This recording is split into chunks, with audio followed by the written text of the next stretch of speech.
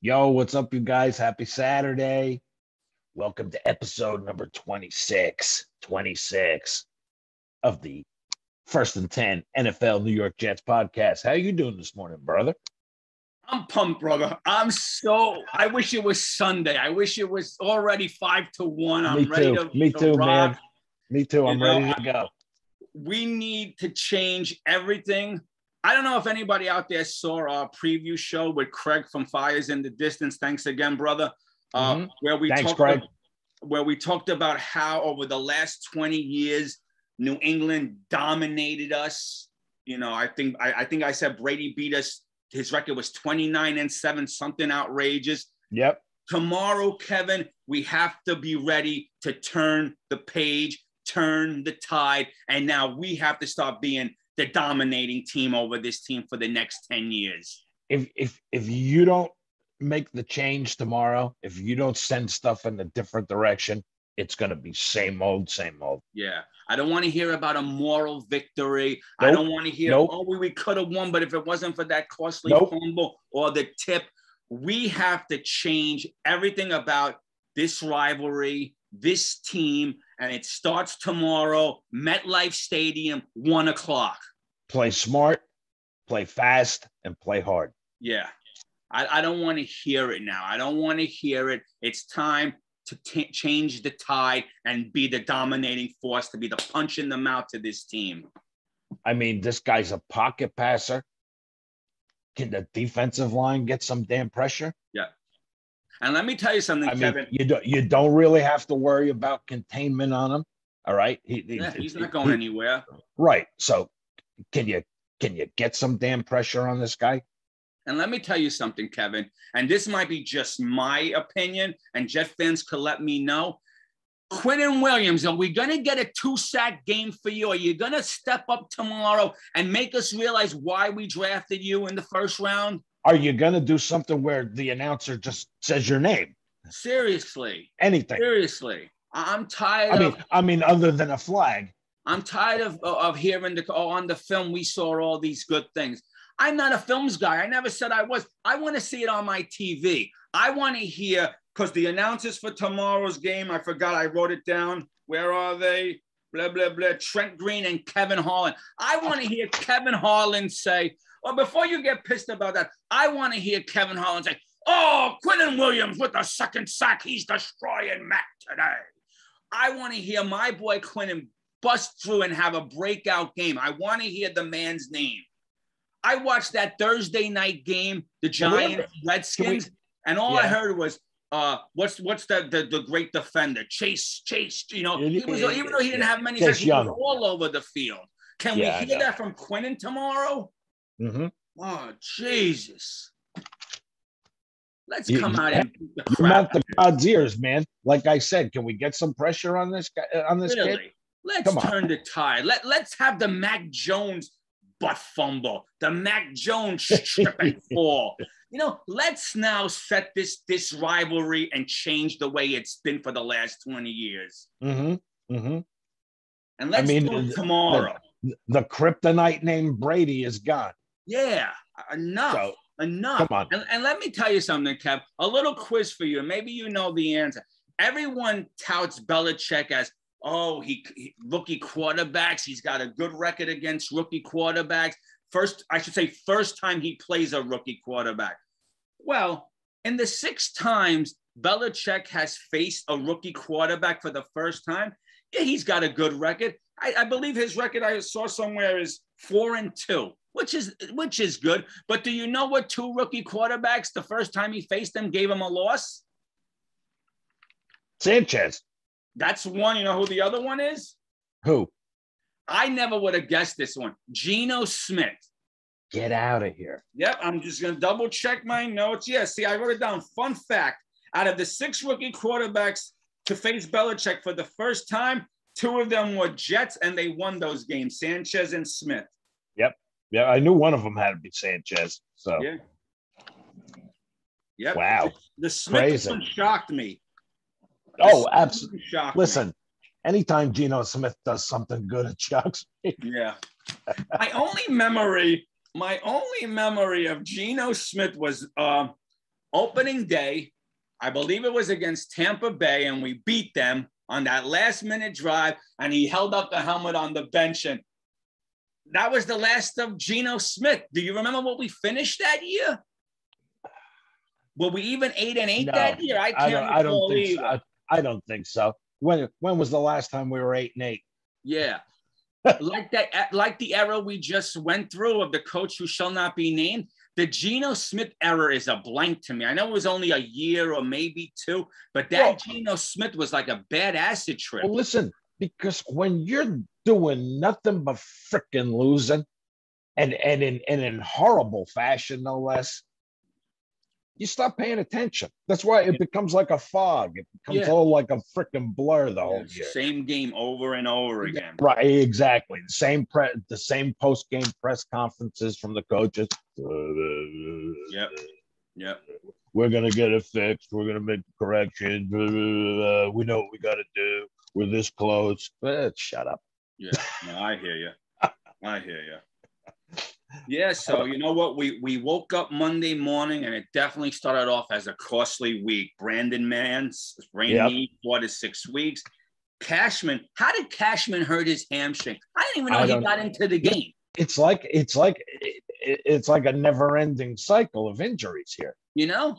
And why though? Why? I mean, is it just luck of the draw? Is it our training program? What is it?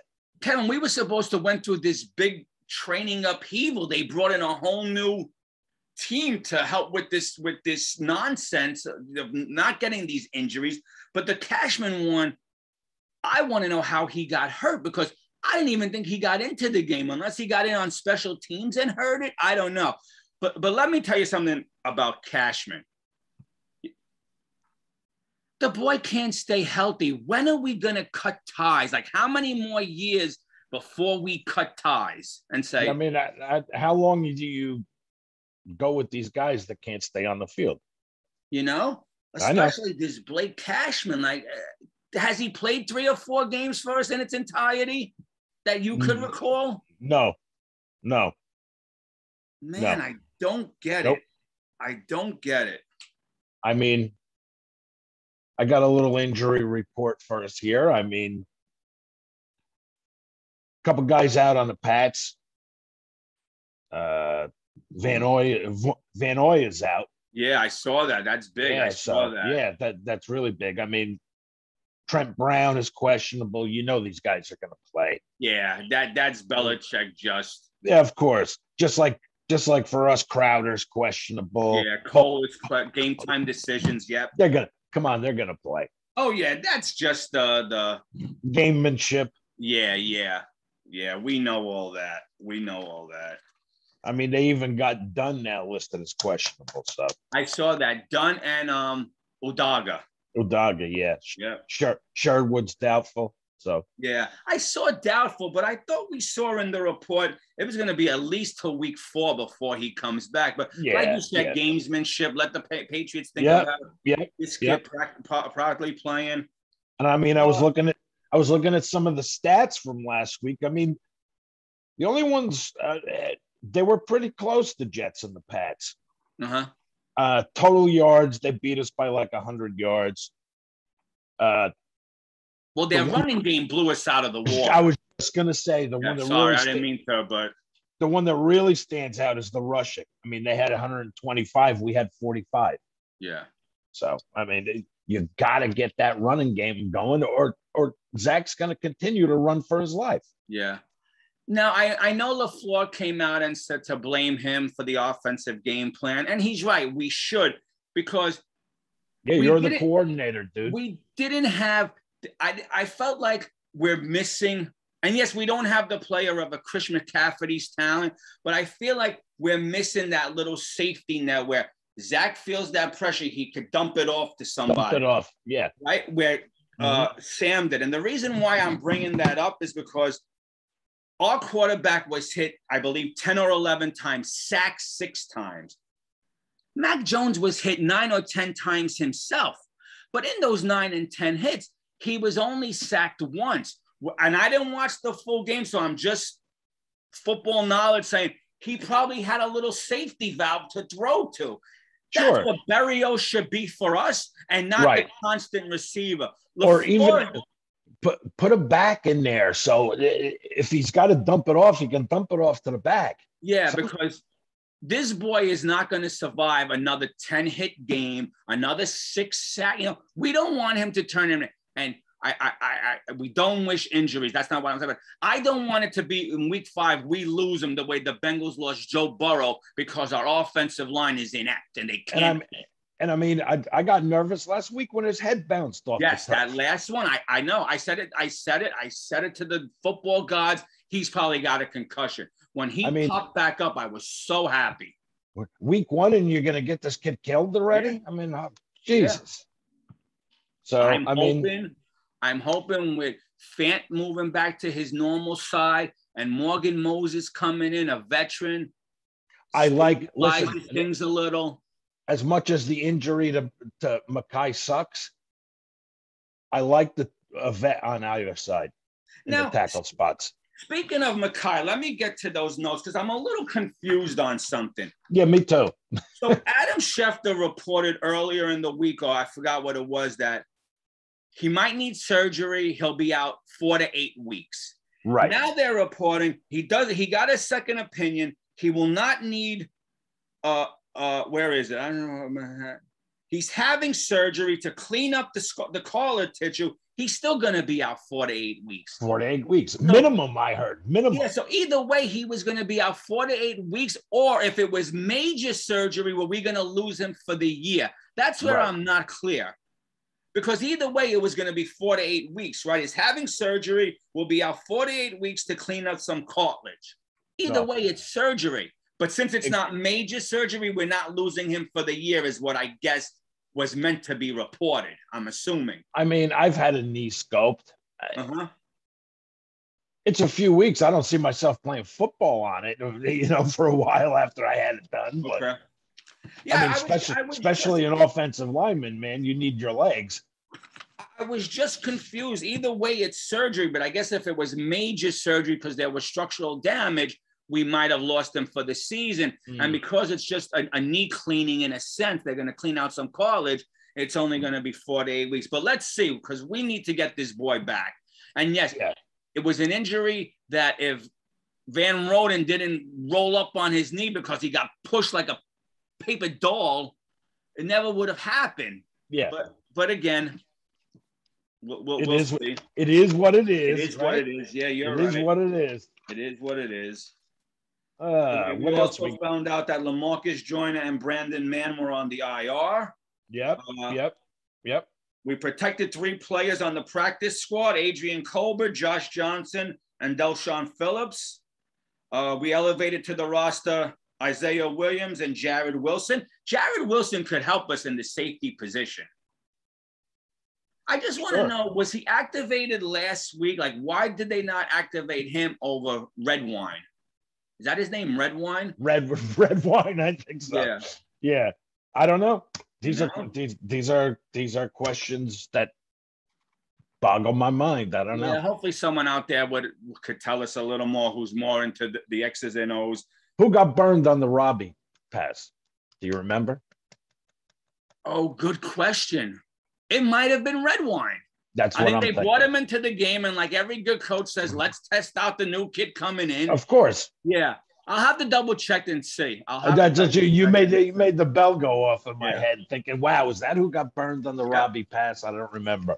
Now, I didn't look to find any negatives. I didn't look around. I'm trying to stay positive. I shouldn't say pretty happy. I do like the signing of punter Thomas Morstead from the Saints. Yes. I think people think he's not a good punter because the Saints cut him, but I believe the Saints cut him more for financial reasons than the fact that he was losing his blade. I was thinking let our boy keep doing the punts. Yeah. The thing is, God forbid our line on the special teams and somebody hits him and we lose him as our kicker. Absolutely. Yeah. I thought the same thing you did earlier in the week because he was nailing it. Yeah. I figured, all right, we take up one guy for 2 roster spots, and we could bring up another O-lineman. That's what I was thinking. I'm like, linebacker. and man, when he came out and he nailed that 61-yard punt, I was like, wow, check this guy out, man. I love this. I love this dude. I don't think we're going to lose much with Morstead. We'll see. We'll see. We're going to learn right away on Sunday. And the BJ Goodson signing, the 1-year deal for $2.1 million, that could turn out to be a sleeper of a move that opens up some eyes. And he should play right off the bat, in my opinion. I hope they got him up to speed as quick as possible, and he's ready to roll, you know? Yep. Couple of interesting things. Do you know that this will be Belichick's 43rd regular season game against the Jets? Wow. For 43. Wow. And I mean, I was looking for some kind of, okay, what's his record in those 43 games? I can only imagine. But that I couldn't find. Well, we know under Brady, he was 27-9. Did he beat us under when they had Matt Castle? I wrote all the numbers down. I should have brought my probably once here, once there. Yeah. You know, it was probably I apologize, Jet fans. I had all my New England notes. I forgot to bring them in with me. My bad. I had all those numbers written down. But if you want to know all those numbers, they're also on the preview show that we did on Wednesday. You could check that out. But my bad on that. I dropped the ball with that one. I should have brought my New England numbers in. What else? We elevated Elijah Nakansa. I think that's how you pronounce it. He's an old lineman. And we also elevated from the practice squad Noah Dawkins. God forbid you elevate Josh Adams. Yeah, as the backup, right? It's pissing me off. Yeah. Pissing me off. The damn running backs couldn't freaking. They didn't impress me last week. I mean, okay. Who didn't impress you? The running backs. Oh. I mean, okay, blame the offensive line all you want, but like I said, good running backs improvise and make holes. Yeah. So what do you do this week? I don't want to say bench him, but is Tevon Coleman still your starter? Or do you go with Ty Johnson, Adams, and I don't know, is Pete Ryan still hurt? Because he wasn't on any of the injury reports. So that says to me, he's ready to rock. Is he going to be in the game? Is Josh Adams going to be in the game? Why don't we elevate them from the practice squad? No, that's what I'm saying. I mean, you got to give these guys a shot. I mean, okay, your trio or whatever it was for week 1 didn't really do too well. Yeah. Well, that's the question. Like, we all know that this is a building roster. This is not a playoff team. We're learning. How long do you stick with a Tevon Coleman? How long do you when do you say, all right, you know what? 3 weeks now, he hasn't had anywhere near 100 yards.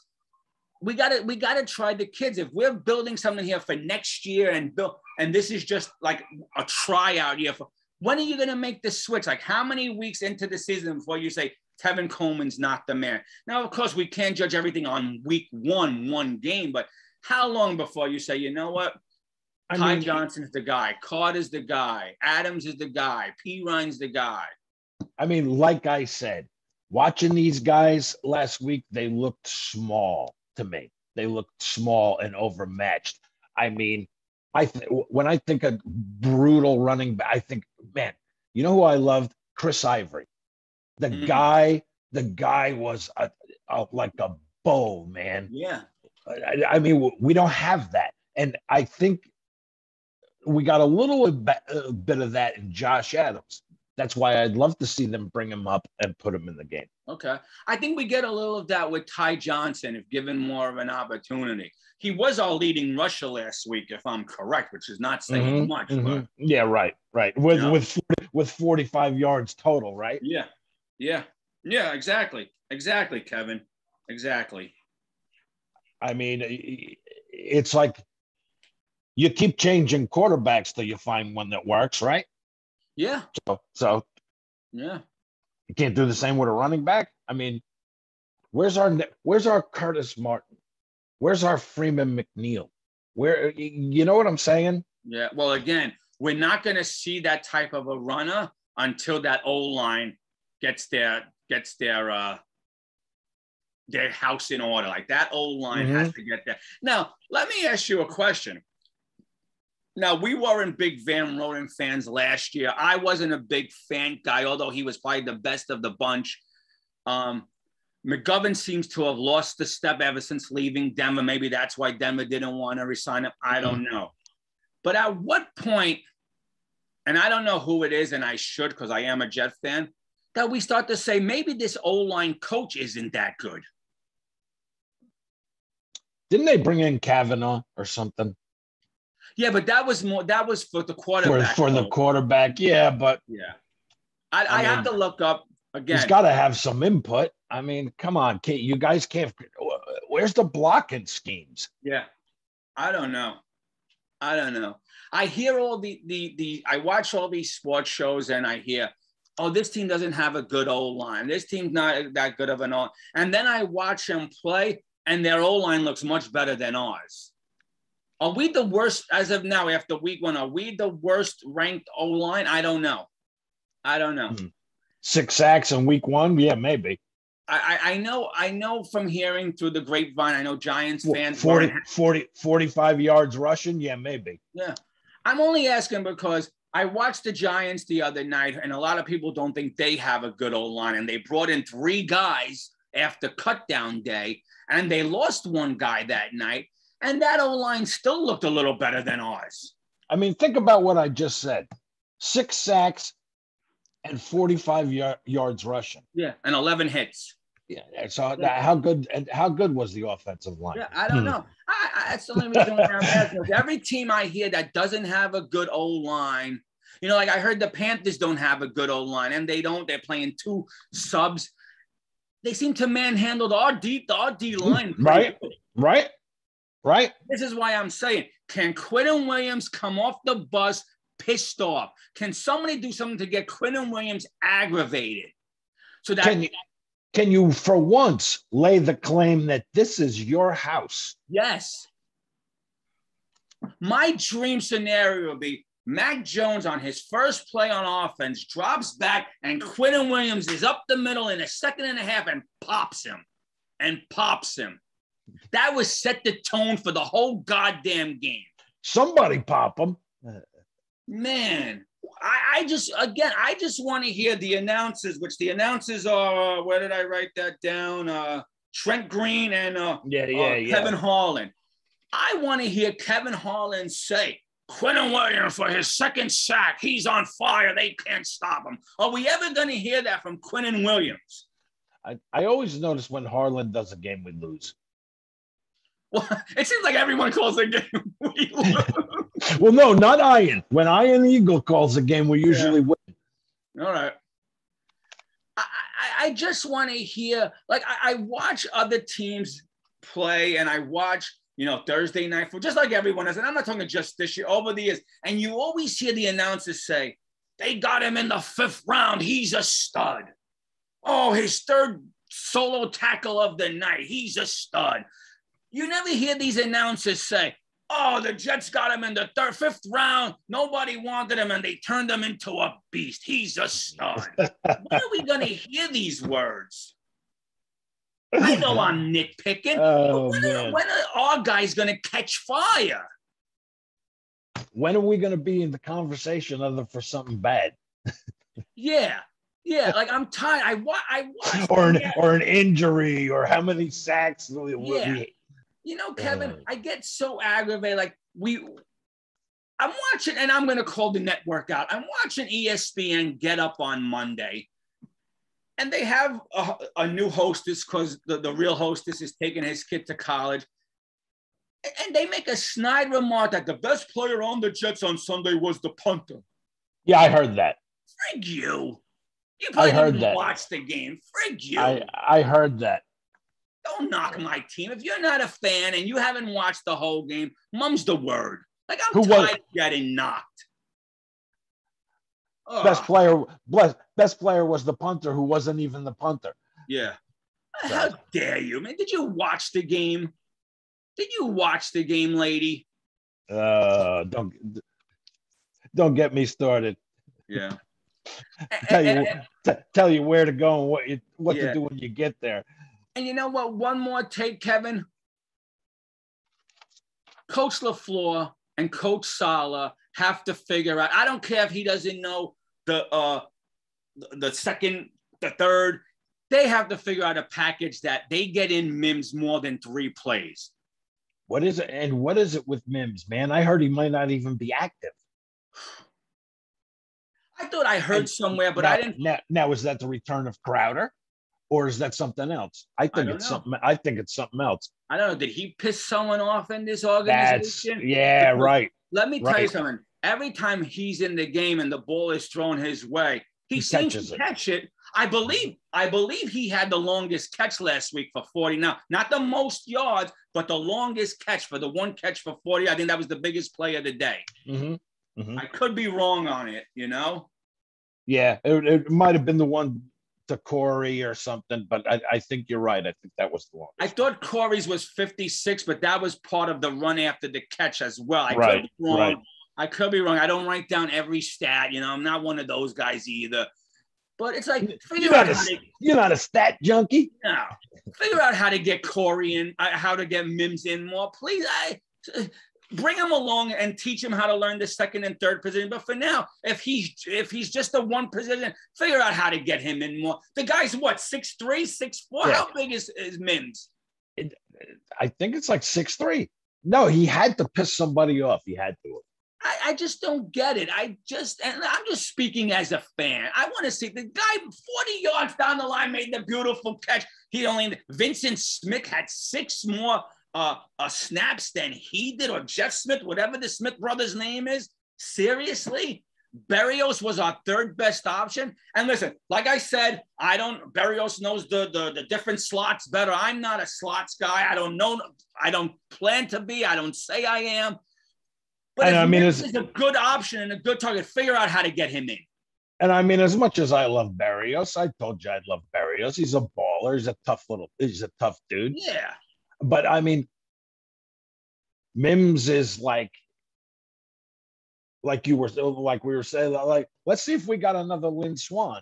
Yeah. You know? Can we see? I mean, here's my question. And maybe because I like the kid, I'm jaded. If we were to put Mims out on the trade market, out of the 31 teams, how many teams are going to knock on the Jets' door and say, what do you want for him? A lot. 24 teams?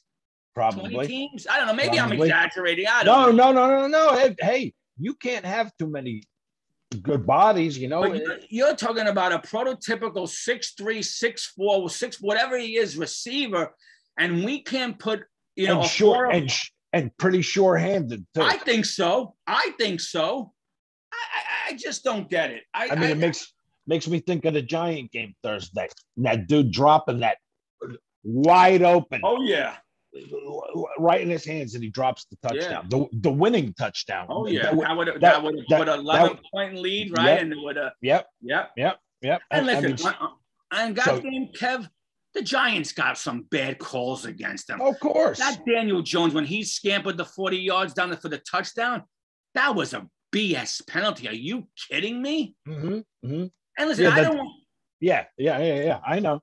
I don't want to be this New York homer, but it's like, every time a New York team plays, it's like we're playing the team and the refs. But I don't want to get into the Giants. I'm not a Giant because I can't talk much, but that's not my team. Love to get a Giant person on here to talk up their team, what they disliked on Thursday. And I'll tell you something else. I saw hits on quarterbacks over the weekend, and even in that game the other night with the Giants, the flag was coming out right away.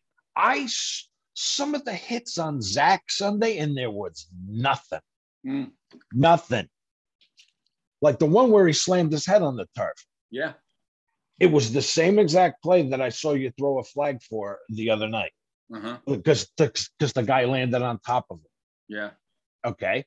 All right. Where's the flag? That's right. It's the Jets. Don't throw the flag. Yeah.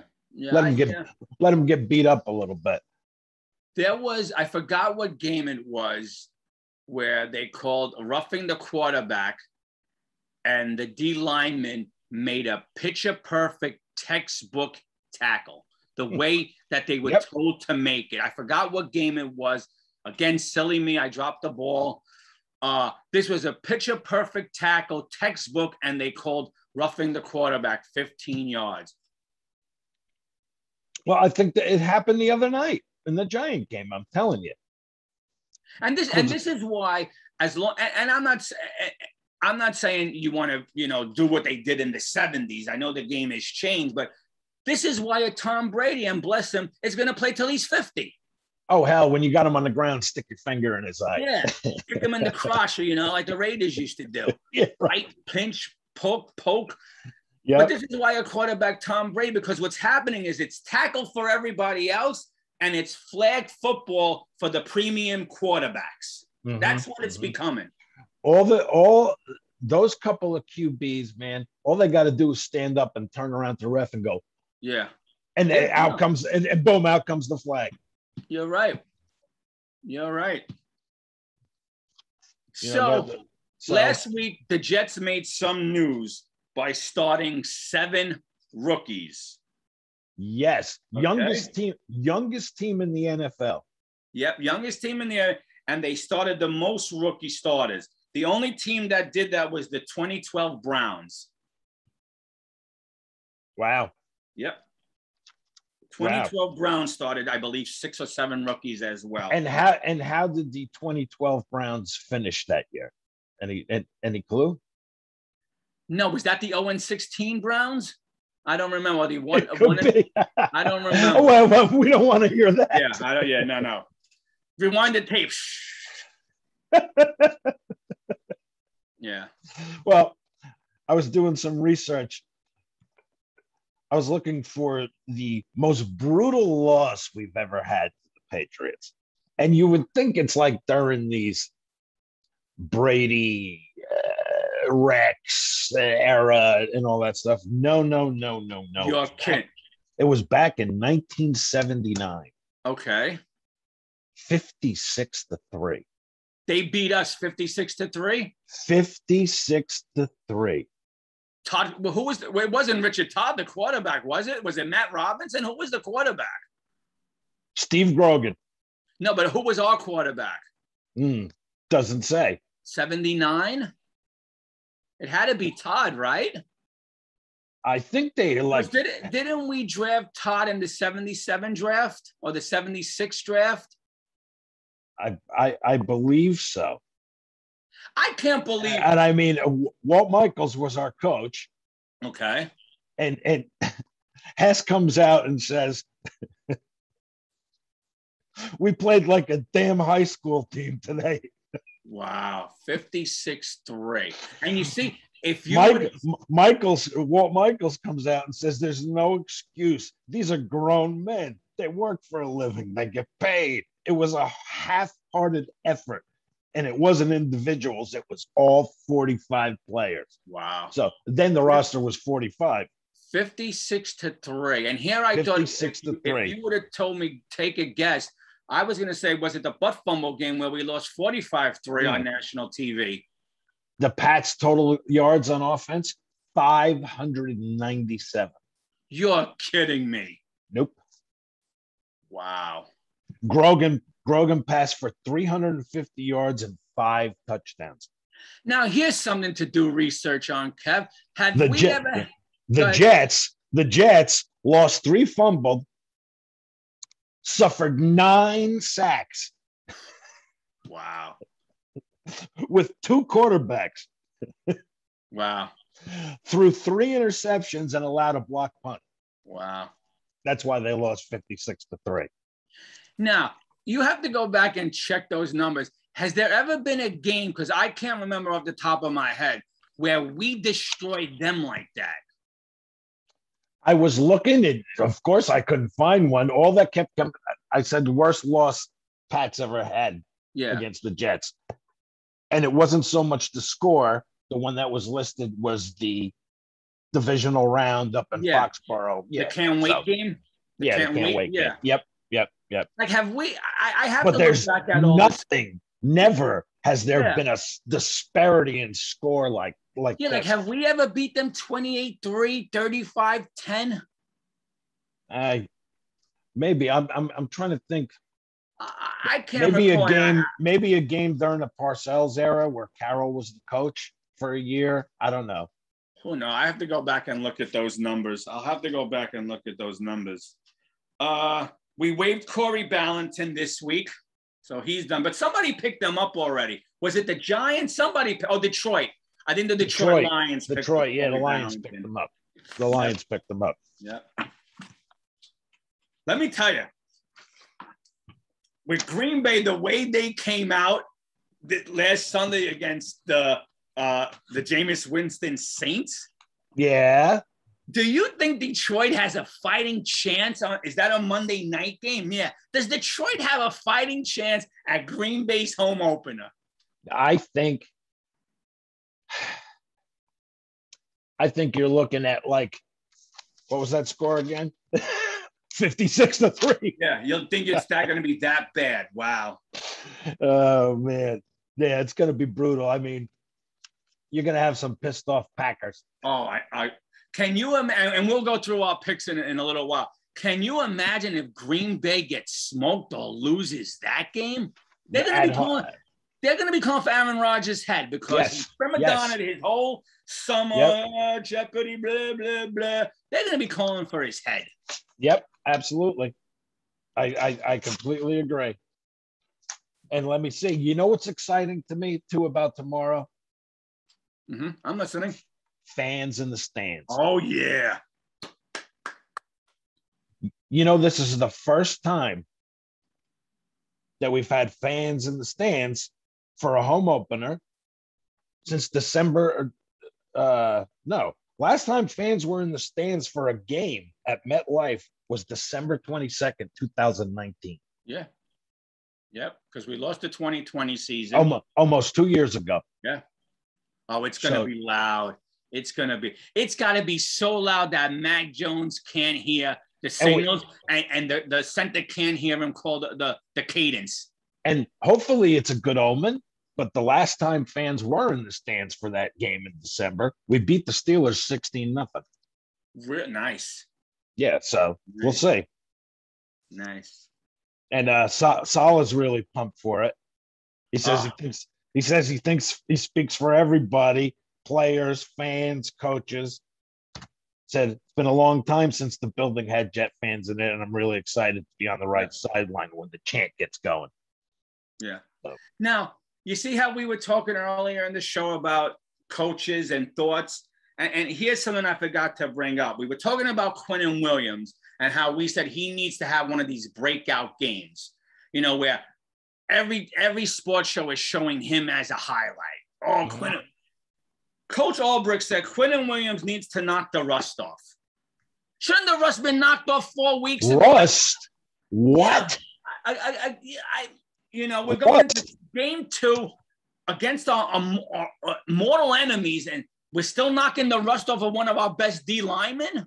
We're headed we're in the middle, headed towards the end of September, and you're knocking rust off. What? Yeah. Come on, man. Yep. Also, I like the fact. I don't know. Panthers D line didn't look too rusty, did they? I don't know. I'm trying to put this type of a spin. Maybe the Jets played a vanilla offense and defense because they're saving it for the home opener. I know that's childish and babyish and stupid to say, but it's like LaFleur. LaFleur took accountability for last week's offensive struggles, particularly the 4th and 1 call. That was horrible. Listen, last week, okay, when we came on after, I said that call was a la Gase. Yeah, and that's my point, Kevin. Do coaches forget how to coach when they come to the Jets? Is the green kryptonite to everyone? And, you all of a sudden you become a knucklehead? Like, why are our coaches saying this stuff? Like, shouldn't this been done in the preseason? And I understand Quinnen Williams wasn't healthy the whole season again. Like, I thought he had the foot issue or whatever issue. It's always something blah, blah, blah. I cannot remember all the issues our players have. Every player on this team has an issue. Mm-hmm. We get them. We get free agents from other teams, never been hurt. They come here, they get hurt. They get season-ending freaking injuries. I know. Oh. I know. Crazy. You know what, Kev? And I have something to back it up. It's the curse of X. Anything with X in it. If you're a fan of any of Mets, Jets. As a Mets fan this year, we get Francis Lindor, and I'm pumped. The kid's never been hurt. He gets hurt this year, misses 6 weeks of the season. Is there something over the Manhattan, New York? I don't get it. Well, anyway, it's the water. I regress. Let's get back to our Jets. It's got to be the water. Oh, man. I tell you. Oh. Everybody's drinking the water out of Newark. Something. We're supposed to have good water. We're supposed to have one of the best waters and tasting waters. I don't get it. I don't get it. But that's funny. Back to this game, Kev, and I'm repeating myself. Let's come off the bus, to quote Lawrence Taylor, like wild dogs, like mad dogs. Let's go bite people, kick people. Yeah. Right off the bus, let's go and smack some people around. Hell yeah. Hell yeah. Hell yeah. Listen. Let's be the aggressors. What was the problem last week? You came out flat. You didn't show up in the first half, and look what happened.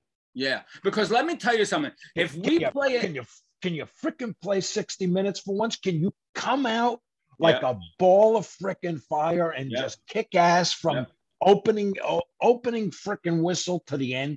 60 minutes of hell. 60 minutes of hell.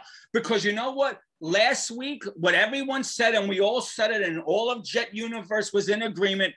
First half, we were sleeping. Second half, we showed signs of life. You could only say that for week one. I don't want to hear, in week two, well, we were good the first half and we fell asleep the second half. No. 60 minutes. All gas, no brakes. So far, we're not seeing all gas. We're seeing partial gas and mostly brake. All right? Is that going to be our slogan? No, we're all gas, no brakes. Let's come out of that tunnel, fired up, smoke coming out of our ears, and ready to kick some ass. Actually, the damn car has stalled a few times. Oh, never mind, no gas and no brake. Yeah. Oh man. So let's go over brake, no gas. Let's go over our picks here. What do you got? Oh, so you want to do this? All right. Yeah, come on. I'm ready. Come on. I'm just gonna rub it in a little on you. I thought because you didn't do so well last week, you were gonna throw in the towel. Whoa. I'm listen, my brother. I'm keeping track. You were 6 for 8, and I was 9 for 5. Whoa! All right, I gotta catch. If you don't believe me, I could send you the copy I fudge the numbers. I gotta catch a fudger. Come on, let's go. This is my week. This is my week. Again, we'll skip the Jet. You're going down. Let's go. All right, and Martin agrees. They both agree. I'm going down. All right. So we're skipping the Jet game because we do. We both know how we both go there. Yeah. All right. So Cincinnati at Chicago. Who do you like? Bears. You do? Okay. Wow. May I ask why? Is it simply because it's a home game? Yeah, they do. They do. Okay. They do. Okay. I think you're going to see Fields. Wow. Okay. You have a prediction of when? By half? What would the score have to be for Fields to come in this game? Oh, by the way, I like Cincinnati.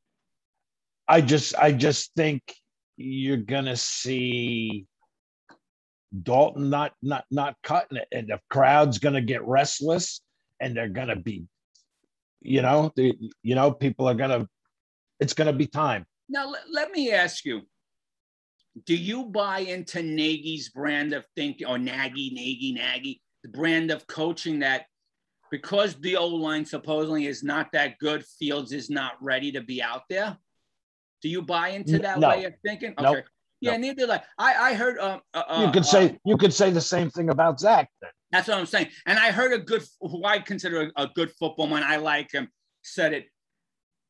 The Bears have to figure out how to do like what the Jets did and roll him out of the pocket more. He's athletic. He could take off. Of course, you don't want the kid running for his life, but he's more athletic than Zach. Yes.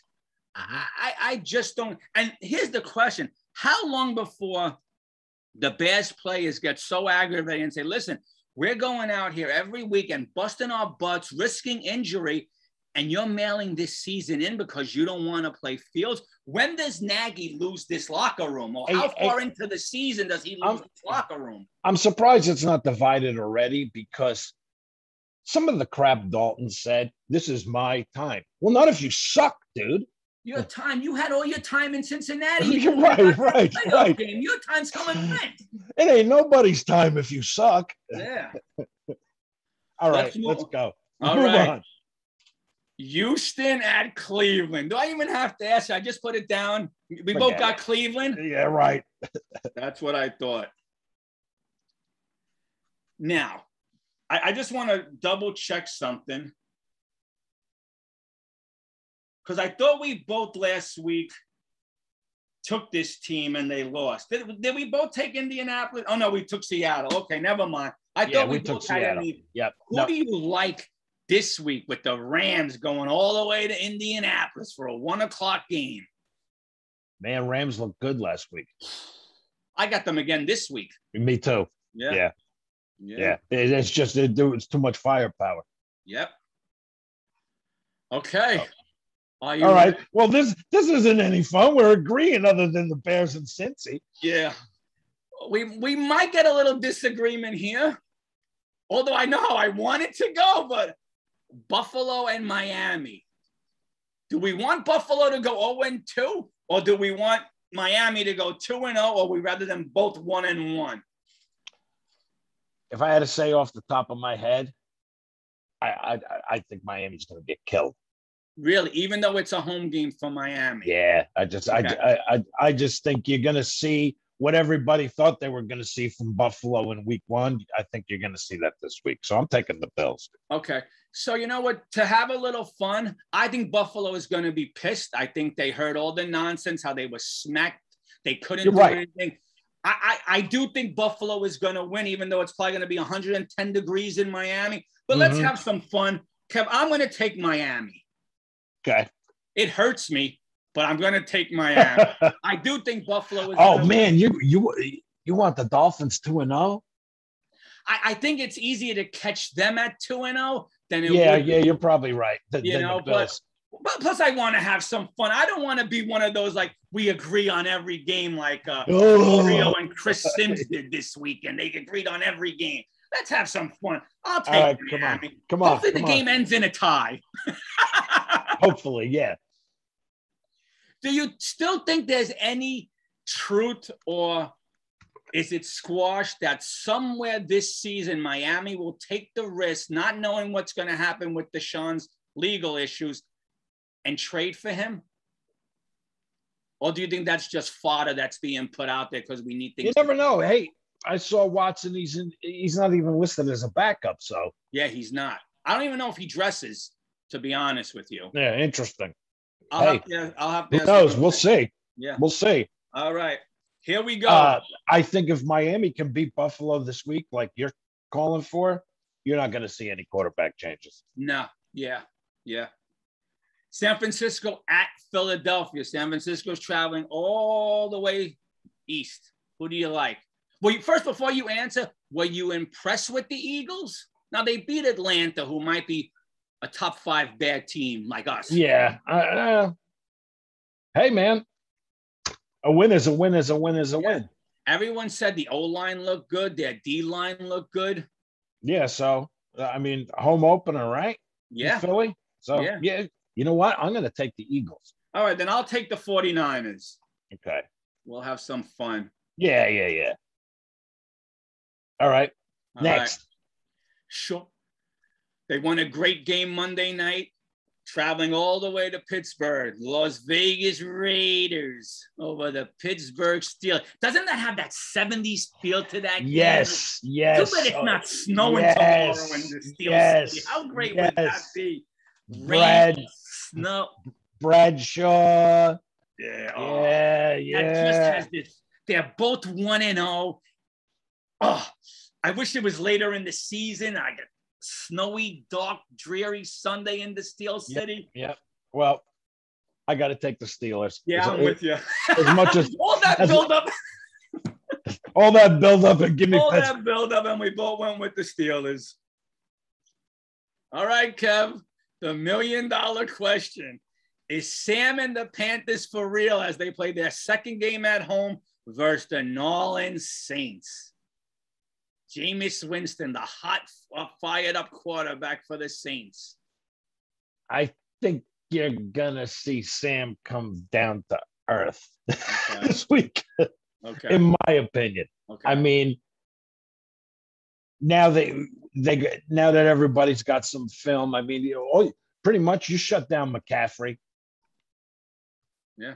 And you've done your work for the day. So are you willing to say that Winston is going to light it up against New Orleans, against the Panthers, the way he did against Green Bay? No, he's not going to light it up, but I think they're going to win the game. So what score do you have? Is it a blowout? 28-14? Does Sam hang with Winston? No, I'm saying like 21, 24-14, 24-17, something like that. And you like the Saints, right? Absolutely. Okay. Again, just for fun, I'm going to take the Panthers. I do think the Saints would win, but I'll take the Panthers. Can you imagine how pissed some fan base would be if he beats the Saints? And goes 2-0. Yeah. Can you imagine? And you go lay an egg on Sunday? Tomorrow? It's going to make for some interesting jet chatter on all the social medias. Listen, nothing would be more jet-like. Yeah.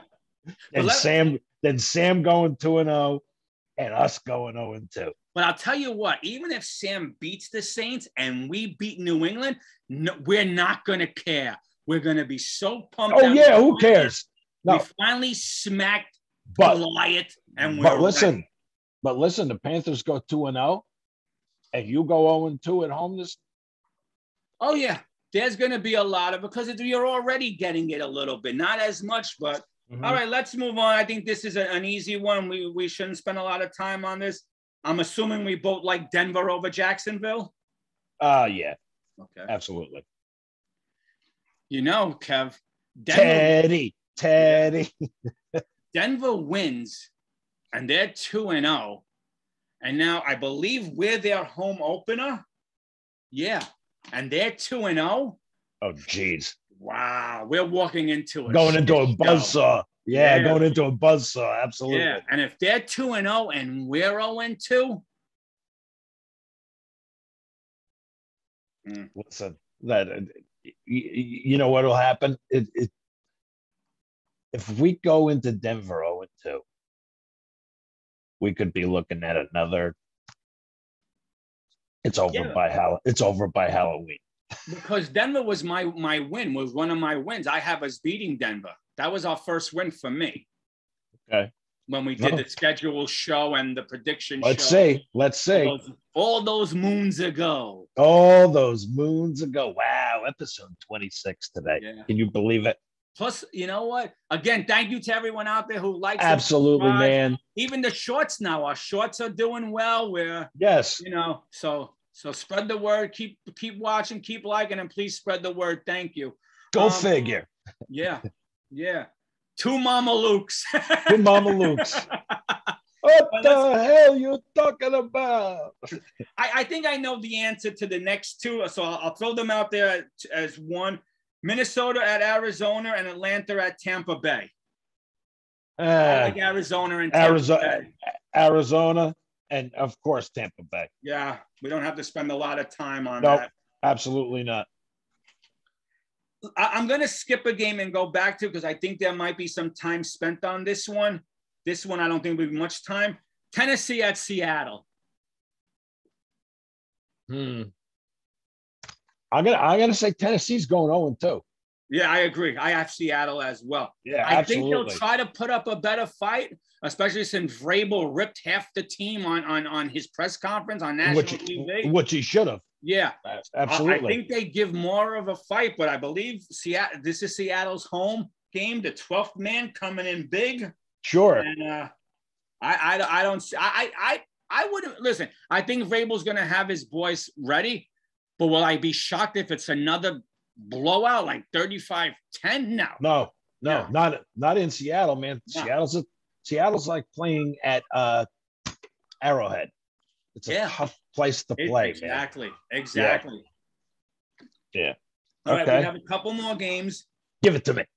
This one really intrigues me. And I believe it's on national TV. Dallas at the Chargers. Now, Dallas lost a key guy this week on defense, which could hurt them. Prescott looked great in the opener, even in a loss. He did. But it's the Chargers home opener, the new stadium, they're opening it up for themselves. Fans in the stands. I'm taking the Chargers. Dallas goes 0-2. You heard it here. All right, let's keep it fun. Give me the Cowboys. As much as I hate the damn Cowboys. Okay. Let's keep it interesting. Okay. Sunday Night Football. KC at Baltimore. Baltimore's home opener. Sunday night. Give me the Chiefs. Okay. Are the Raven lunatics yelling and chirping and ready to give Mahomes a hard time? No. Okay. No. Maybe, but listen. In the end, Mahomes pulls it out. In the end, it's very Brady-ish. You know, as long as there's still time on the clock, it doesn't matter what the score is. Yeah, I'm with you. As much as I would love Baltimore to go in there, and I mean, Baltimore at home win this one and put KC back on their heels and even though it's week 2, bring the pack a little closer together with all these 1-1s. Plus, I mean, the pressures. I mean, I know it's only week 2, but pressure's already on the Chiefs. Everybody in their Division 1. Yeah. But again, there's a lot of pressure on the Ravens because if you go 0-2 and the Steelers go 2-0 and Cincinnati goes 2-0 and Cleveland at 1-1, you're already in a hole. Yeah. And you're looking up at, all right, we don't know what Cincinnati's going to be, but you're looking up at the big bad Steelers, and now the Cleveland Browns are coming on. 0-2 could be a tough hole. Well, if New England beats us, okay. Yeah. And the Bills beat the Dolphins. Everyone's 1-1. But in our case, not everyone's 1-1. They're 1-1. We're 0-2. Well, you know what I mean. But what I'm saying is, Kevin, we're not on the level of the Ravens yet. So us being 0-2 is probably what we all expected. We're not expecting the Ravens to be 0-2. But if we flip the script and the Jets win on Sunday, and Buffalo, let's say, wins, and you're looking at 3 teams at 1-1 with New England looking up, it could be some good talk football this week leading up to the Jet-Denver game. Can we please, come Halloween, can we still have a season? Yeah. Can November and December actually mean something for once? I mean, come on, man. I know. Listen, the pessimist is always coming out. The pessimistic Jet fan is always coming out. Sure, of course. And you're gonna see it again if you lay an egg on Sunday. I'm gonna rant. I'm sorry. And you should. But what we have to remember with this young team, the building blocks. So we already laid a foundation how we played the second half against the Panthers. Now we have to keep building that foundation. All right. Let's not wait, a half or even a quarter. Now it's time to come out on the bus, ready to play, our big boy pants on, and slap some dudes in the mouth. Come on, man. Man. Like Bart Scott said, this is the baby bowl. Let's start winning these games. This is a rookie quarterback too. Let our defensive coordinator confuse Mac Jones instead of always, our quarterback looks confused. Let's start knocking heads. Yeah, no more number 12 over there. Come on. Yeah. Yeah. All right, last game of the night. I'm assuming we both like Green Bay. We won't even talk much about it. Yeah, absolutely. Okay, listen, I'm with you.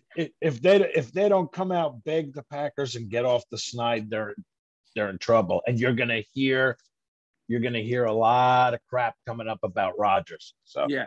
Now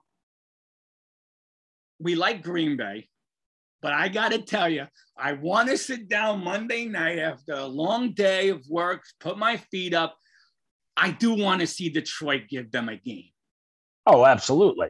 And even though smart money, and I don't bet, but smart money, we say Green Bay, the part of me inside is hoping Detroit could like pull this win out, because football will be the shows will be so great this week. And who's Rodgers going to throw under the bus this week? Well, you know, I'd love to see some of these teams step up, including ours. And can we make the season? Parity is good for the league. It really is. Yeah. And I mean, the days when you have those 2 or 3 teams that everybody, who's going to go to the Super Bowl, who's going to win the eighth. I mean, come on, man. Yeah. With free agency and everybody switching teams, everybody should be competitive. Everybody. How electric will it be come Monday morning if the Jets win and Detroit wins? How electric? Because these are 2 teams that every poll for next year has these 2 teams in the bottom 5, picking in the top 5. Yeah, picking in the top 5, yeah. How electric. It almost forces all these football sports shows to talk about the Jets and Detroit. Now, they won't, because they'll say the same thing. Well, you can't get too hyped up. It's week 2, big deal. There's 15 more games. You're right. That's what the extra game buys you, an extra game. Big deal. In reality, if the Jets and Detroit could find a way to win these games, and here's another one. If Houston could find a way to keep it close or shock the world, and Tyrod Taylor is finally learned to be a quarterback, it can make for an interesting season. I always remember Steve Young saying that the first 4 weeks of the season are just an extension of preseason. Uh-huh. He said, if you can go 2-2, you're in good shape. Yeah.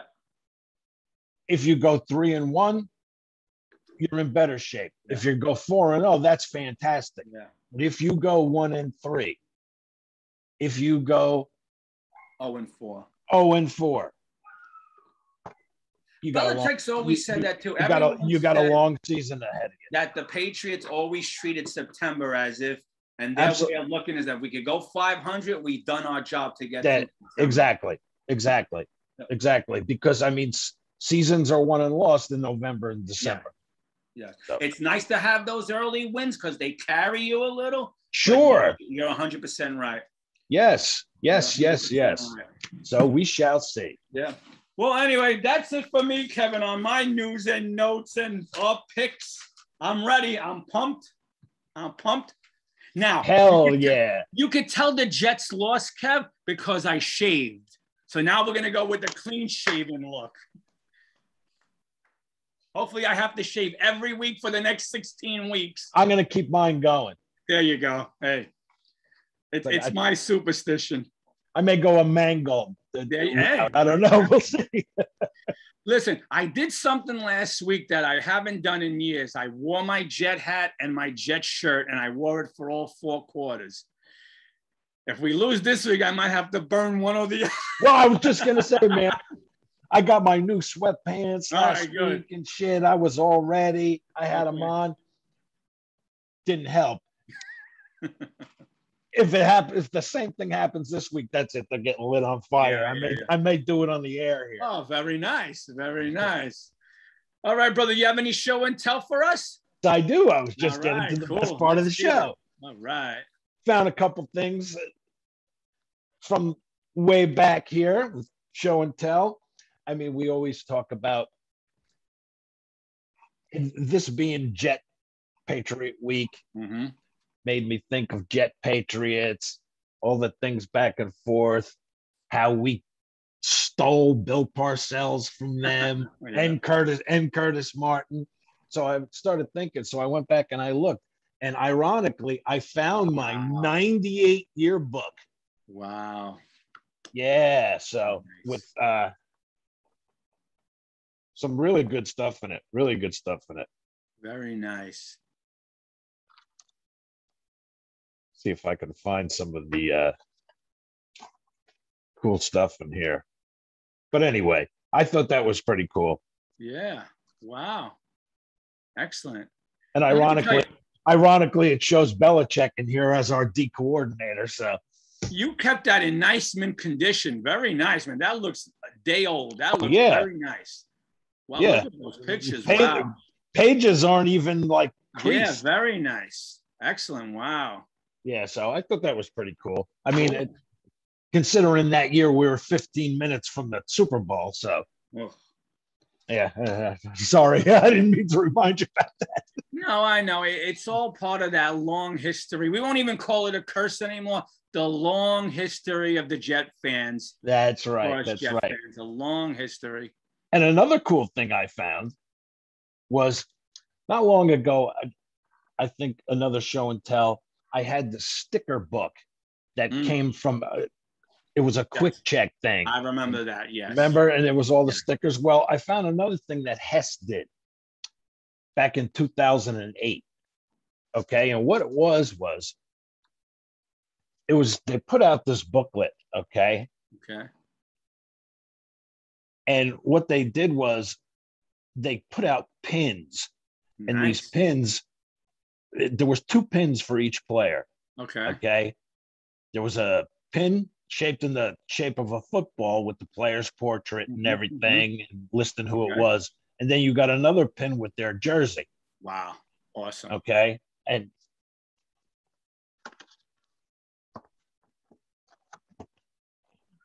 very nice. Yep. It was like each thing had like a little card and stuff. So wow, look at that. Nice. Yeah. So that was kind of cool. I would say, wow. And I mean, you were supposed to throw their pins and jerseys down here, but I had them and I didn't want to take them out of the package, of course. I don't blame you. I mean, there's Mr. Favre. Wow, very cool stuff. Wow. Yeah, and another blast from the past, Jericho. No, very nice. Mr. Cotchery. Very nice. Lavernius. Wow. Okay. You know, Kev? One of my favorite Jets of all time. Mine as well. Mr. Mangold. Yep. Man, what a rock in the center for all those years. You know what would be great if we could do it, and maybe we could put a link up if we ask other Jet fans, like either on Twitter or Facebook, Instagram. Let's see your show and tell. Show. And if they have some unique stuff and they want to come on and just show, even if it's 5 minutes, we'll have them come on and talk about it. A little segment where they could show if their greatest Jet, something that they have that they love and they can't part with. It'd be interesting, you know? So we're putting feelers out there. Anybody want to pop on? Hit us up. Maybe we'll put all links in the video. One of my favorite players we ever had, running back, Mr. Thomas Jones. Jones. Wow. Yes, Mr. And the last one, man, I'll never forget when Parcells was the coach. Do you remember who he referred to as she? Oh, my God. He was talking about a player, and he said, well, she should be fine. I know this. I can't think of who the player was. I don't even want to. And within a couple of weeks, she was gone. Oh, man. No, who was it? Kerry Rhodes. Oh. I'll never forget when he called him she. Wow. I think he was like nursing an injury or something, or he didn't want to hit or something. There was something, and he called him she, and it was like that was it. You knew his freaking fate was sealed. Yeah. And sure enough, within a couple of weeks, he was gone. Wow. So that's it for show and tell. Awesome. This week. Awesome. Another good one, brother. Another good one. Hell yeah. And man, let's bring it home. Let's bring it home tomorrow. Yeah. Let's go. 101. Let's even it up. Let's go. Fish ready, guns are blazing.